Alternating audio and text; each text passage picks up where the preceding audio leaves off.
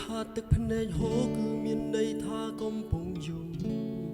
ចំលែកតែរូបខ្ញុំបាយហូរទឹកភ្នែកកំពុងសើចទឹកកកខ្លាយជាដុំភ្លើងរីឯទឹកទន្លេប្រែរសជាតិប្រៃជីវិតខ្លាយជ្របោកជ្របល់បញ្ច្រាទិក៏ព្រោះស្រីម្នាក់ដែលខ្ញុំស្រឡាញ់ស្មើជីវិតទាំងដឹងនាងមិនអាណិនតាំងចិត្តក្បត់ខ្ញុំទាំងបំពេញធ្លាប់សាឡបងដើរចេញដែរតែបែដូងនកំសានៅរុញរាមួយជំហានចេញពីគេខ្ញុំប្រកាសស្លា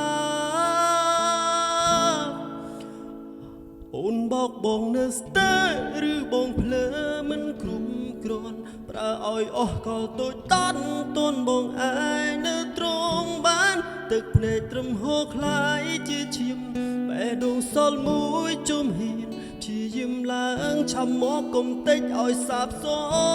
ន្យគុំតន់អាលឈប់ក្បត់ដល់របងនៅដងហើមកុំថយអូនត្រូវបងកើនឲ្យរូបបងឆាប់មរណា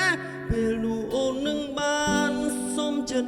ឃើញមនុស្សស្មោះត្រង់រលាយបានជីវិតនេះអូនឲ្យបងស្លាប់គឺបងស្លាប់ឲ្យរូបបង